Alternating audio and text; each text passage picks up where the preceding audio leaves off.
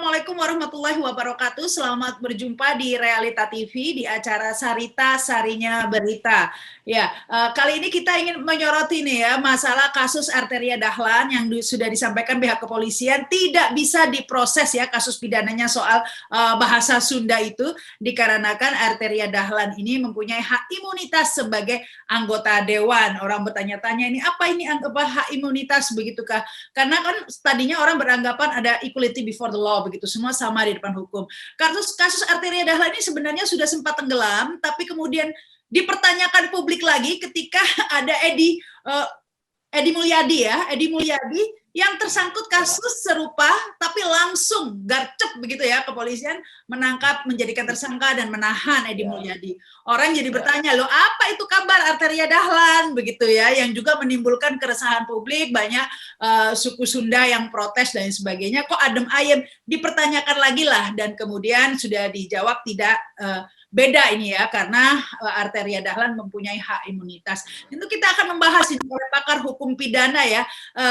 Apa itu hak imunitas, mengapa bisa terjadi perbedaan ya, seseorang kalau rakyat biasa bisa diproses langsung ditahan, tapi ketika anggota dewan tidak begitu ya. Mungkin ini komentarnya dulu dari, ada dua narasumber ya kali ini, ada dua pakar hukum pidana, ada Bang Tengku Nasrullah. Assalamualaikum Bang. Waalaikumsalam warahmatullahi wabarakatuh.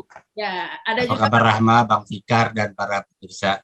Ya, ini ada juga pakar pidana Bang Abdul Fikar Hajar. Assalamualaikum Bang. Waalaikumsalam. Nasrullah juga. Assalamualaikum. Rahma juga. Untuk ini semuanya. Bang Fikar dulu nih Bang, melihat kasus ini ya, orang jadi kan tadinya sebenarnya orang sudah lupa tapi jadi gemes begitu ya ketika Edi Mulyadi kok ditahan, hanya ya tentunya banyak orang yang tersinggung juga, tapi merasa ini kan jin buang anak ini tadi itu kok bisa jadi di penjara begitu ya. Nah ini yang bahasa Sunda gimana begitu? Iya. Saya kira ini juga mengagetkan semua orang ya di Indonesia gitu, karena terminologi umpamanya seperti jin buang anak itu udah lama ya. Waktu saya kecil itu Ancol itu disebut tempat jin buang anak ya. Ancol itu sekarang malah menjadi tempat keriuhan kan Ancol ya. Nah itu ya, yang sebenarnya terminologi itu ditujukan pada satu tempat yang masih sepi gitu, belum ada keramaian di sananya, belum ada kegiatan atau aktivitas apa-apa. Nah itu mungkin sebenarnya itu, dan itu sebenarnya bahasa yang digunakan dalam konteks bercanda gitu sebenarnya itu ya. Nah bahwa kemudian yang menurut saya juga menjadi kekeliruan, dia tidak bisa membedakan forumnya gitu ya, forumnya dia lempar ke ranah ke forum publik gitu, yang semua orang akan melihat dan akan mendengar gitu. Nah karena itu kemudian menimbulkan keberatan di sana sini. Nah, karena itu mungkin atas dasar itu kepolisian melakukan proses gitu ya, melakukan proses hukumnya ya, ditempatkan itu sebagai ujaran kebencian gitu. Nah di sisi yang lain juga ada lagi sebenarnya orang yang mengemukakan sesuatu yang kemudian menimbulkan permusuhan, menimbulkan kebencian di mana-mana ya, yaitu ini tadi siapa namanya anggota DPR itu. Nah, tapi Arteria Dahlan. Tapi sayangnya dia mengemukakannya dalam konteks di tempat juga di mana dia bertugas sebagai anggota DPR. Nah, karena itu kemudian kepolisian menyimpulkannya itu sebagai hak imunitas dari anggota DPR gitu. Ya memang benar, setiap profesi itu punya imunitas gitu ya, advokat, insinyur, dokter ya, termasuk wartawan anggota, juga Pak, jurnalis juga. Wartawan juga, ya jurnalis juga ada. Juga kan katanya loh, ini produk jurnalis katanya. Iya benar, terutama wartawan yang paling banyak menggunakan hak imunitas gitu ya kan. Nah itu, jadi di setiap profesi ada hak itu dan diatur di dalam undang-undangnya masing-masing gitu. Nah, tekanan pengaturannya di dalam undang-undang itu, tekanannya adalah pada pendapat atau pernyataan yang berkaitan dengan fungsi dan kewenangannya. Nah, itu sebenarnya ininya, kuncinya gitu. Artinya kenapa seorang profesional tidak bisa diproses secara hukum gitu ya. Ya itu tadi saya bilang ada hak imunitas bagi profesi-profesi, hampir semua profesi ya, bagi apa yang dia nyatakan atau dia buah pikirannya ya, sepanjang itu berkaitan dengan fungsi dan kewenangannya gitu. Nah, kalau dia ngomong lain kemudian menyinggung orang lain tapi tidak ada kaitannya dengan fungsinya, saya kira itu akan diproses ya, meskipun dia profesional apapun gitu, apakah lawyer atau apakah anggota DPR, dokter, insinyur, saya kira juga akan kena itu. Tetapi sepanjang dia pada tracknya, yaitu mengemukakan pendapat atau pikiran dengan dasar atau dan ada kaitannya dengan fungsinya sebagai profesi itu, dan dia juga punya kewenangan di bidang itu, ya maka itulah yang kemudian lahir hak imunitas itu di beberapa undang-undang ya, termasuk di undang-undang yang mengatur tentang DPR dan MPR, MD3, undang-undang MD3 ya, itu ada ada pengaturan seperti itu. Nah, karena itu kemudian polisi mungkin mendasarkan pada itu gitu ya, sehingga kemudian menghentikan. Meskipun sudah ada prosesnya, cuma sayangnya tersangkanya belum calon tersangkanya belum didengar gitu ya, belum sampai sana udah dihentikan gitu ya. Nggak tahu apakah karena Ade ini anggota DPR atau dia punya polisinya yang belum sempat gitu, sehingga sudah keburu menghentikan. Jadi intinya memang ada pembedaan antara orang per orang di Indonesia ini dengan mereka yang menyandang atau punya status profesi gitu ya. Baik. Tapi saya kira itu. Iya, tapi ini Bang Nasrullah, publik jadi bingung ujaran kebencian ini apa sih begitu ya? Karena kan misalnya Edi Mulyadi itu konteksnya kan mengkritik begitu ya. Mengkritik kan diperbolehkan ya. IKN waktu itu dari Nusantara ini yang dikritik ya mengatakan ya kenapa ini gedung-gedung di Jakarta dari lokasi strategis punya sendiri dijual kemudian untuk nyewa di tempat jin buang anak katanya. Maksudnya tempat yang tidak strategis. Mungkin itu maksudnya ya, tempat yang jauh, less strategi maksudnya nilai jualnya saat ini belum jauh begitu kan ya. Nah, tapi kritik seperti itu memang bisa diproses pidana. Lepas dari ini Arteria Dahlan juga sama tapi ada hak imunitas. Tapi bagi publik ujaran kebencian ini apa? Jadi kita ini takut. Saya ngomong ini takut kena ujaran kebencian nih nanti. Jadi seperti apa sih sebenarnya ujaran kebencian itu, Bang Nasrullah? Ya, jadi gini. Ini yang cilakanya adalah bahwa ada plesetan hukum terhadap sejarah terbentuknya pasal ujaran kebencian, kemudian makna ujaran kebencian. Ujaran kebencian itu tidak lagi diterjemahkan bagaimana keinginan para pembentuk undang-undang dalam menerjemahkan ujaran kebencian. Ujaran kebencian itu nanti diterjemahkan kepada publik nggak suka. Padahal di kalimatnya itu tidak ada makna kebencian. Kemudian ada yang melapor. Nah, ketika ada yang melapor terkait sebuah ujaran kebencian, maka mulailah saringannya muncul. Saringan itu dimulai di tahap didik. Nah, persoalannya adalah selalu saya katakan, ketika ada penegakan hukum, kadang-kadang kita tidak bisa lari dari politik hukum yang ingin dibangun oleh sebuah rezim. Lidik itu, kalau politik hukum rezim ingin mengatakan itu pidana, pidana dia. Nanti dari lidik itu bisa naik ke dik, karena politik hukum rezim mengatakan itu pidana. Jadi keinginan penguasa dari sebuah rezim mengatakan itu pidana. Tapi bisa juga politik hukum mengatakan, itu kalimat bukan ujaran kebencian. Karena politik hukum dari rezim yang sedang memimpin atau memimpin negara itu mengatakan itu tidak dipidana. Dan cilakanya politik hukum menerjemahkan sebuah kalimat masuk ke dalam ujaran kebencian, ya, tergantung kepada gini. Orang mengatakan hukum itu tajam ke bawah, tumpul ke atas. Kalau saya mengatakan hukum itu kadang-kadang ketika diserahkan kepada terjemahannya atau tafsir rezim kekuasaan, maka bisa saja tajam ke kiri, tumpul ke kanan. Nah, dalam hal ini sebenarnya rezim boleh saja, masalahnya adalah aparat penegak hukum. Aparat penegak hukum itu harus punya standar moral yang tinggi di dalam penegakan hukum. Ketika standar moral aparat penegak hukum selalu terbawa dengan irama sebuah rezim, maka berantakanlah penegakan hukum. Ahli hukum ketika ingin mengatakan pidana atau bukan, carilah pendapat para ahli hukum. Ahli hukum pidana nanti bisa dua. Ketika ahli hukum pidana mengatakan ini bukan pidana, dia nggak jadi di BAP.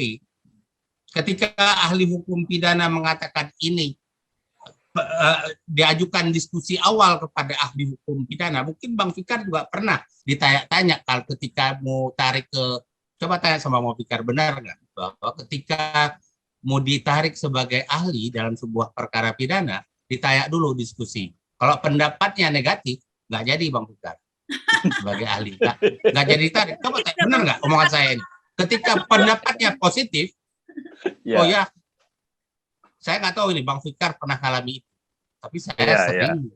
Tapi saya mengatakan terserah Anda mau narik apa tidak, mau dijadikan saya sebagai ahli apa tidak, saya nggak peduli. Ini adalah hukum. Saya akan dinilai oleh masyarakat saya, mungkin tidak sekarang, mungkin 10 tahun, 5 tahun yang akan datang, pernah berbicara ngaco. Dan Anda juga aparat penegak hukum, tolong ingat, boleh Anda mau tegakkan hukum seenak-enak dengkul sampean ya, ketika Anda sedang berkuasa, tapi ingat, rakyat kita tidak bodoh, akan menilai siapa Anda. Bagaimana integritas moral Anda ketika menegakkan sebuah hukum. Nah, kembali ke dalam kasus ini, sekali lagi saya mengatakan, makna ujaran kebencian itu pelajarilah dengan baik. Para ahli yang diminta sebagai ahli, pelajarilah makna ujaran kebencian itu. Kalau saya pun pernah kalimat jin buang anak berkali-kali saya ucapkan.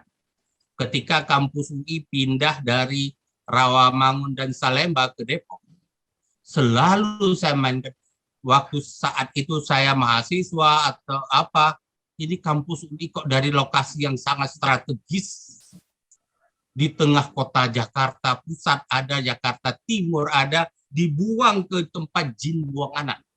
Depok itu pada saat kampus UI pindah ke sana jin buang anak. Tapi alhamdulillah saat itu tidak ada warga yang marah menganggap omongan saya itu ujaran kebencian. Nah, sekarang terjadi perubahan dalam rezim ini. Sekarang ini kalimat jin buang anak tergantung siapa yang ucap.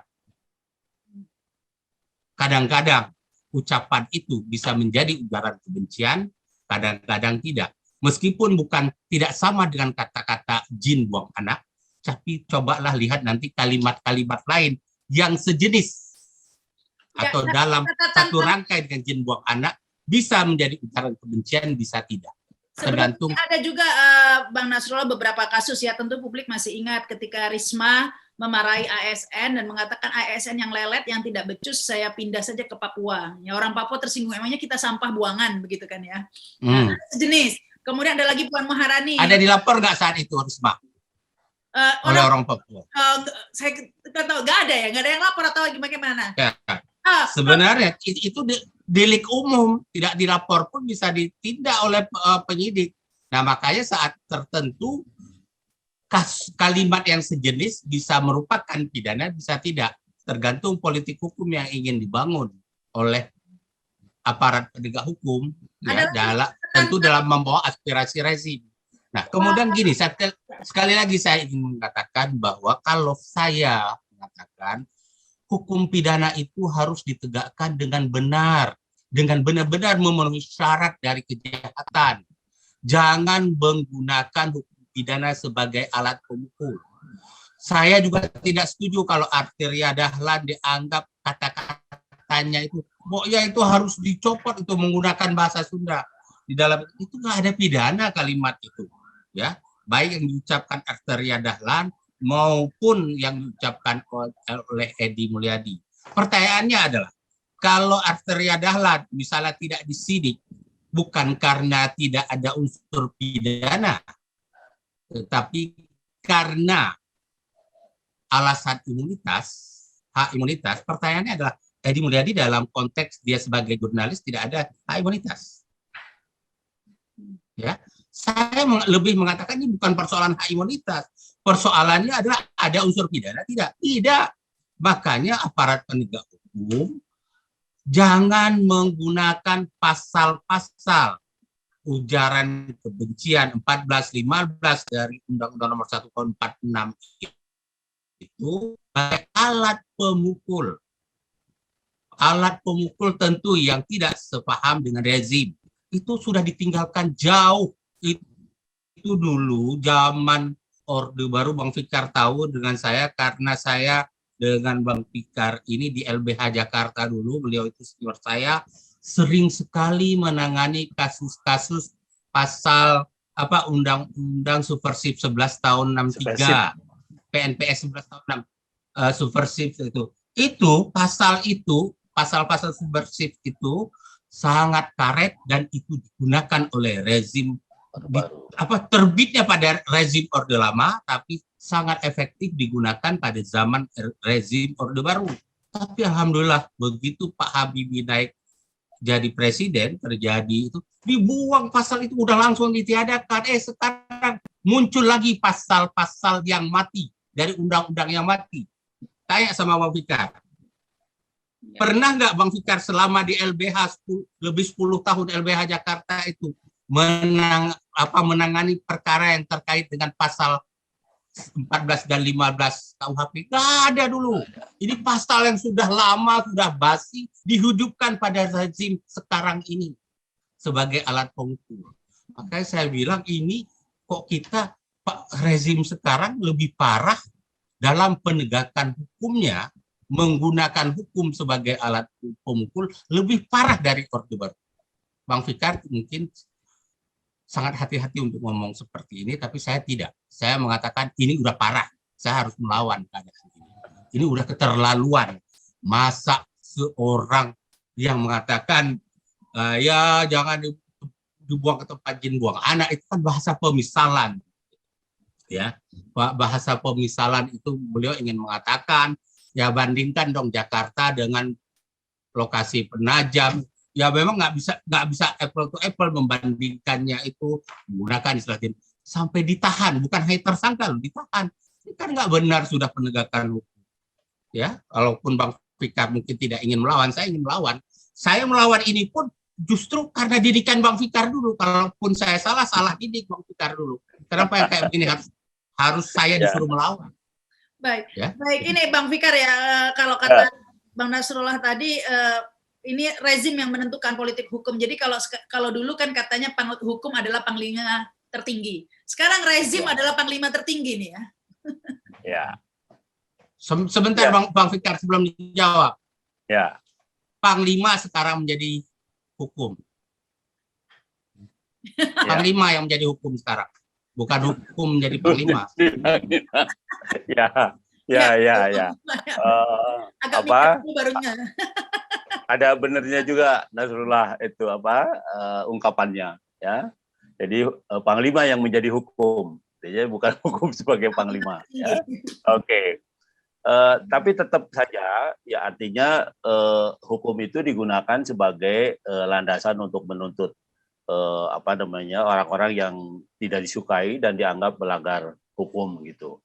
Nah, karena itu kan sebenarnya kan sudah banyak undang-undang yang mengatur, umpamanya ada undang-undang tentang kebebasan berpendapat, ya Undang-Undang Nomor 9 tahun 98, ya kan? Ada undang-undang ITE, ada undang-undang penghapusan diskriminasi. Itu kan ada banyak sebenarnya undang-undang yang memberikan pagar atau yang memberikan tempat untuk kita berekspresi di dalam demokrasi. Nah, tapi tentu saja, gitu ya, seperti juga pers ya, kebebasan yang bertanggung jawab. Nah, saya kira di situ persoalannya gitu. Ya, Sejauh mana tanggung? Bang Fikar, ya sebenarnya intinya ketidakadilan tadi itu kalau bahasa Bang Nasrullah tadi bukan hanya tajam ke bawah tumpul ke atas, tapi ini juga tajam ke kanan tumpul ke kiri, alias tajam ke drone tumpul ke cebong atau seperti itu ya. Pokoknya intinya kesalahan tidak mungkin itu maksudnya. Jadi karena tadi sempat juga ya ada kasus sebelumnya Puan Maharani yang tadi catatan saya ada kasus-kasus serupa. Itu mengatakan bahwa semoga Sumatera Barat ini nggak ada hubungannya dengan DPR karena ini kader partai waktu itu mengomentari gubernur ya pilkada. Semoga Sumatera Barat menjadi provinsi yang mendukung Pancasila seperti itu. Penghinaan itu termasuk ujaran kebencian begitu ya? Iya. Kalau mau dikualifikasi itu karena isinya pasal 156 itu ujaran yang menimbulkan permusuhan, kebencian, dan penghinaan. Meskipun betul tadi kata Nasrullah bahwa pasal ini sebenarnya peninggalan penjajah ya untuk menghantam para pejuang sebenarnya ya, pejuang kemerdekaan gitu. Tetapi dalam konteks yang independen, dalam konteks yang general ya, sebenarnya masih nilai-nilainya masih ada gitu, ya kan? Nah, itu tadi dengan mengecilkan umpamanya satu provinsi supaya apa tadi ASN yang nggak becus supaya lebih ini dan sebagainya, itu kan udah jelas-jelas penghinaan gitu kalau menurut saya ya, sudah jelas-jelas penghinaan. Hanya saja mungkin mungkin menimbulkan juga kebencian dan permusuhan di dalam masyarakatnya, tapi itu tidak ditonjolkan gitu, dan tidak menjadi perhatian karena yang bicara adalah tokoh-tokoh publik yang punya kaitan dengan penguasa atau dengan kekuasaan gitu. Nah, itu ininya gitu. Karena itu pertanyaan mengapa Edi Mulyadi bisa terjerat Arteria Dahlan tidak. Nah, soal itu ya, soal yang satu di backup oleh kekuasaan, yang satunya tidak punya kekuasaan. Dia cuma wartawan. Dia cuma wartawan, dia cuma orang biasa gitu, yang kemudian hukum itu menjadi tumpul ke dia, menjadi tajam ke dia gitu. Nah, itu kan ini diskusi tentang politiknya gitu. Tapi tentang hukumnya itu tadi yang saya bilang ya, di satu sisi kita punya kebebasan berpendapat, tapi juga di sisi lain ada koridornya. Umpamanya pendapatnya juga harus menghargai atau menghormati hak orang lain. Pendapatnya harus tidak melawan hukum atau sesuai dengan peraturan perundang-undangan. Pendapatnya tidak bertentangan dengan aturan moral, umpamanya ya, atau pendapatnya tidak menimbulkan menimbulkan kerusuhan atau mengganggu keamanan dan ketertiban umpamanya. Nah, itu koridor-koridor itu sebenarnya juga ada di dalam undang-undang gitu. Ya, ada dalam undang-undang dan sebenarnya sesuatu yang biasa gitu, sesuatu yang biasa. Karena itu ada hukum pidana gitu. Kalau ada pelanggaran, kemudian orang bisa dijerat gitu. Yang mungkin tidak masuk akal yaitu tadi pembedaan bahwa kenapa umpamanya Edi Mulyadi kok diproses gitu. Padahal tadi benar juga Nasrullah. Kalau dilihat-lihat nggak ada unsur penghinaannya, itu tidak ada gitu. Nah, bahwa ada menimbulkan orang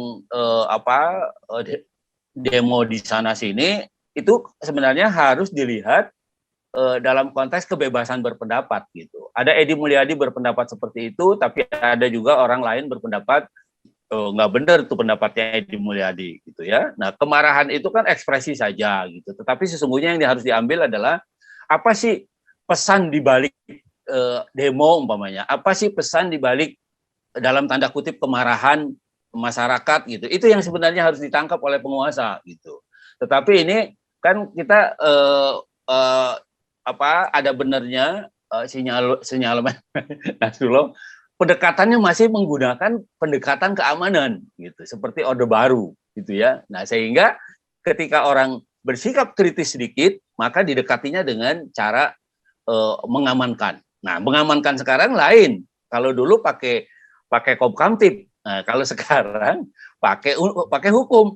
Oh, ada nih hukumnya. Udah itu yang digunakan gitu. Nah, kira-kira seperti itu. Sebenarnya juga tidak terlalu salah juga karena nanti di pengadilan akan dibuktikan ya apakah orang yang dianggap melakukan ujaran kebencian itu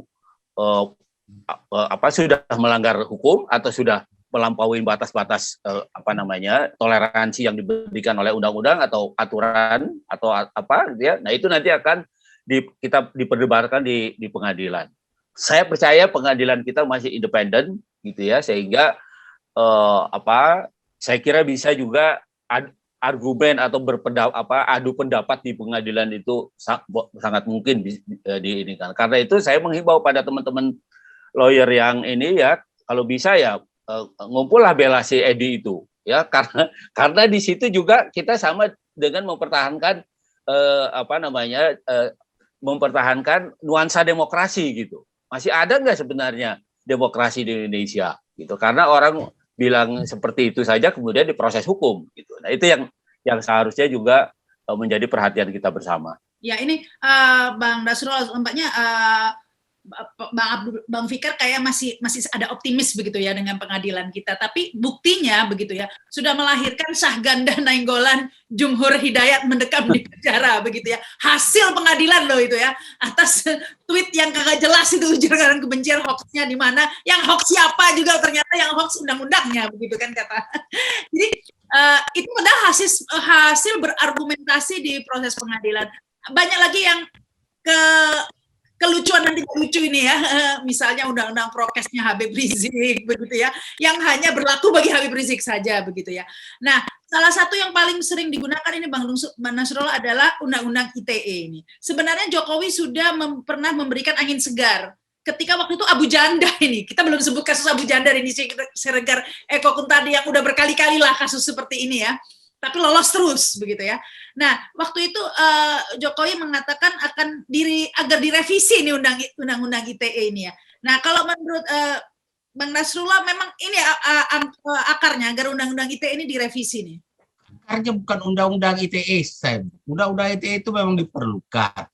Tetapi moral aparat penegak hukumnya, ketika saya bicara moral aparat penegak hukumnya, subsistem di dalam penyelidik, penyidik, penuntut umum, hakim, semua harus yang tinggi.